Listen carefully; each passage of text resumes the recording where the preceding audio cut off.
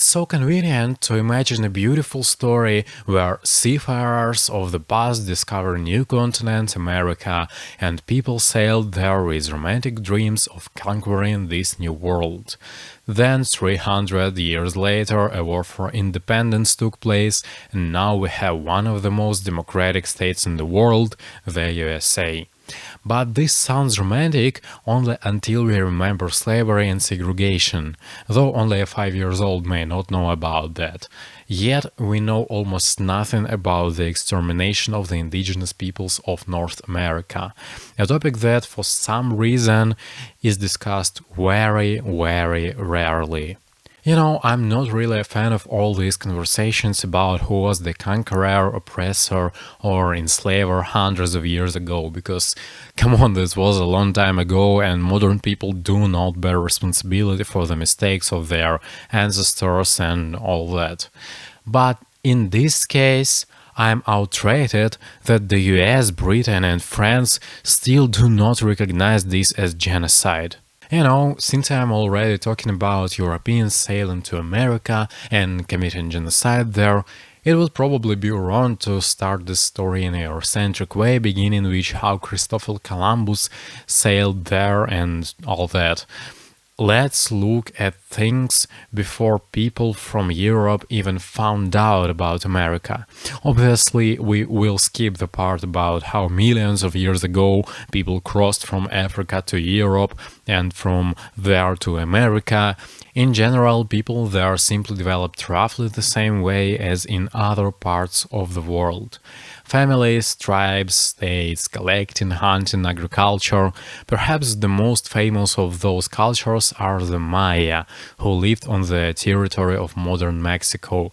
And here I could say they are only the most famous because Spain, which conquered them in the early 16th century, treated the indigenous people not as badly, so we know more about the Maya, Aztecs, and Incas than about those conquered in North America by Britain and France. However, I won't just mindlessly feed everything into my narrative.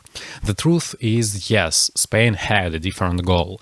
They assimilated and exploited indigenous people much like the Roman Empire did 1,000 years before them, whereas Britain exterminated and displaced them to seize their territory. But there are also more natural reasons for this.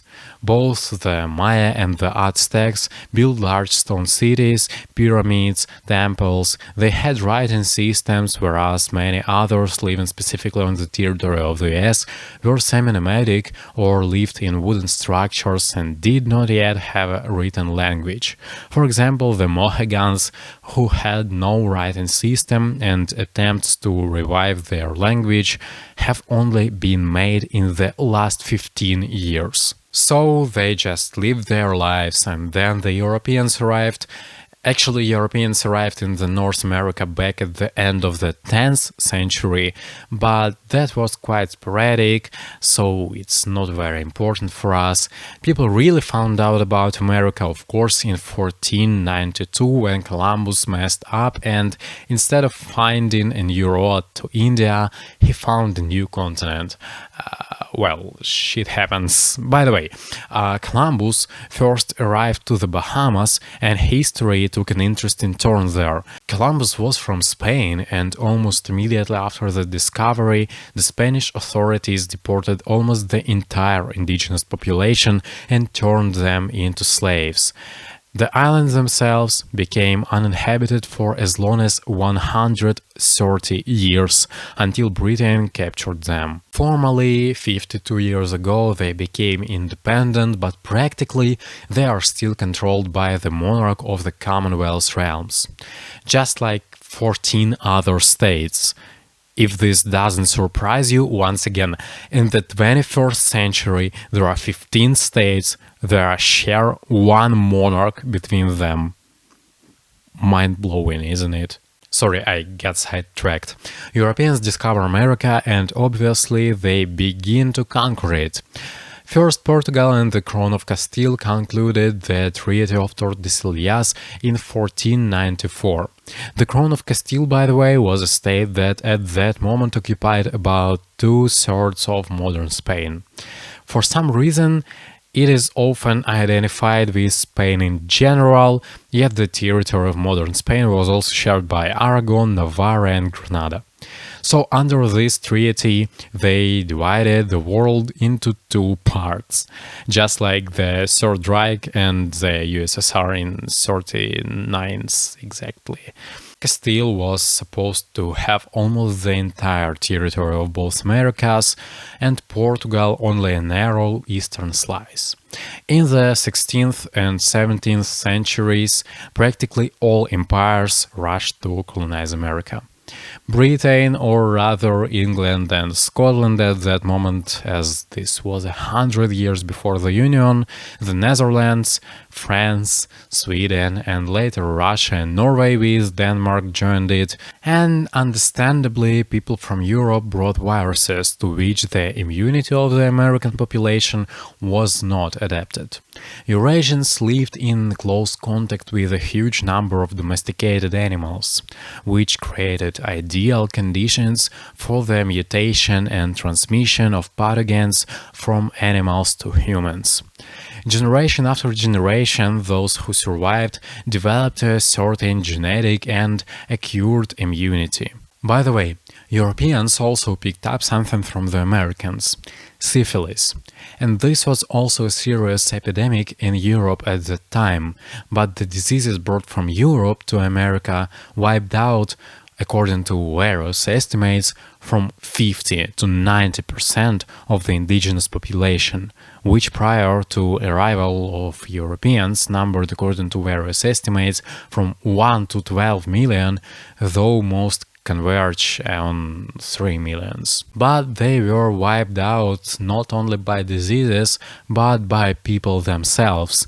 The colonists believed they were saving a barbaric, pagan world by spreading Christian civilization. Saving by killing. Like, this is kind of like Putin saves Russian speakers by dropping bombs on cities where Russian speakers live. But in reality, it wasn't that simple. It wasn't some global war of all colonists against all indigenous people. For example, in the Pequot War, the Mohegan and Narragansett tribes fought for the English colonists against the Pequot tribes. The Pequots traded with Dutch colonists, but England didn't really like that. Tension grew, and in July 1636, an English trader named John Oldham and 7 members of his crew were killed by Indians, and his ship was looted. Although the killers were not Pequots, the English placed the responsibility on them because they gave the killers shelter. In response, the English sent a punitive expedition that attacked villages on Block Island and on the coast where the Pequots lived. The Massachusetts Bay Militia burned the villages to the ground. They took the crops the Niantics had stored for winter and destroyed what they couldn't carry. Viewing this as an act of war, of course, Pequot warriors besieged the English fort Saybrook and attacked the town of Wethersfield. And interestingly, a complex network of alliances, rivalries, and ancient feuds between different tribes already existed in those places. For the Narragansetts and Mohegans, the English became a tool to solve their own old problems. Upon the conclusion of this war via the Treaty of Hartford in 1638, the cultural identity of the Pequots was effectively eradicated, with conditions forbidding the Pequots from returning to their lands, speaking their tribal language, or even calling themselves Pequots. Another example is King Philip's War. It began in 1679 when Indians tried to drive out English colonists, and by that point the English paid absolutely no regard to any tribal sovereignty, seizing more and more Indian lands, gradually pushing them onto smaller, less fertile plots. English livestock roamed freely and destroyed Indian corn crops, and forests were cut down. Indians were increasingly forced to submit to English laws which they didn't understand or recognize. They were tried in English courts, fined, and even executed, while missionaries actively tried to convert Indians to Christianity. And Metacomet, or Metacom, the chief of the Pequot tribe, renounced his father's alliance between the tribes and the colonists after repeated violations by the latter. Over the next 6 months, Metacomet united several tribes and launched an uprising against English settlements. The colonies assembled the largest army New England had ever seen, consisting of 1,000 militiamen and 150 indigenous allies. They attacked and burned indigenous villages throughout Rhode Island, culminating in an attack on the main Narragansett fort. It was a catastrophe. About 3,000 Indians out of 20,000 at that time were killed, which is about 15% of the Indian population on the entire continent. The Narragansetts, like other tribes, were practically destroyed. Many captives were sold into slavery. Metacomet was killed in August 1676. His body was quartered and his head was displaced on a pike in Plymouth for 25 years. Indian resistance in the southern part of New England was finally broken. The colonies also lost about 800 people out of 52,000, which is about 1.5%. 12 towns were destroyed and the region's economy was set back decades. The war left deep psychological trauma and sowed hatred and mistrust of Indians for many generations. After the War for Independence, the US still singled out Indians as a separate group. They lived slightly better than black people as they weren't slaves per se. George Washington and Henry Knox believed that Native Americans were equals, but their society was inferior, and the US supported the education of Native Americans, trying to civilize or otherwise assimilate them. However, gradual expansion soon began, first through treaties, then through violence, and under the presidency of Andrew Jackson, this policy turned into mass deportation. Theoretically, relocation was supposed to be voluntary and many Native Americans remained in the East. In practice, however, great pressure was put on Native Americans leaders to sign removal treaties. Tribes expelled from game-rich areas were forced to try their luck on the outskirts of the best bison habitats. It was difficult for small tribes to do even this. By the way, European settlers hunted bison almost to total extinction.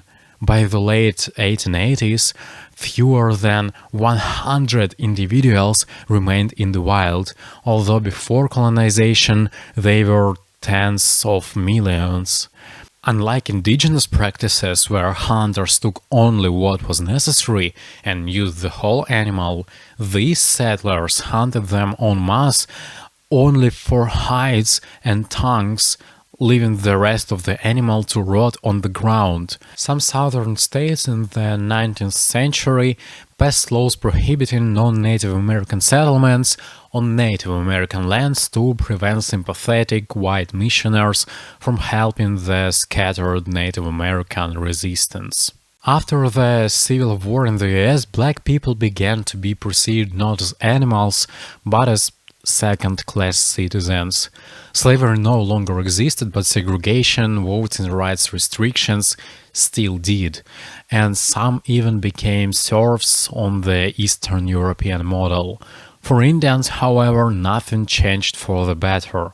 The US Army systematically pushed tribes into reservations, dismantled their traditional way of life, and forced them to starve by killing the bison. In the 20th century, things started to improve.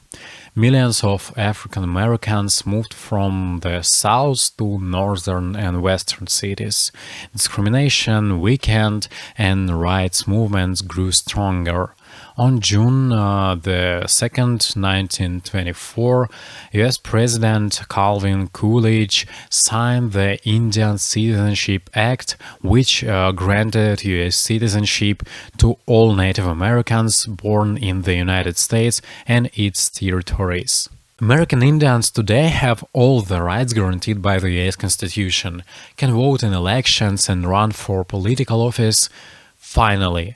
But the US does not recognize the historical violence against Native Americans. In 2013, the National Congress of American Indians passed a resolution to create a space for a National American Indian Holocaust Museum within the Smithsonian Institution, but the latter ignored this resolution. In 2010, President Obama signed a resolution containing an apology on behalf of the people of the United States to all Native peoples for the many instances of violence, maltreatment, and neglect inflicted on Native peoples by citizens of the United States.